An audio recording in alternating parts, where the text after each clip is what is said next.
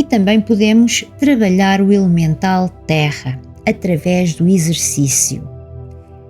E o exercício específico para trabalharmos o elemental terra em nós é a musculação, porque estamos a trabalhar os nossos músculos, a nossa força física.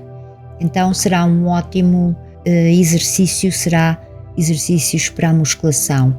Vão-nos trazer a força da superação, a força de carregar, a força, os músculos. E os músculos, como eu disse, são o elemental terra.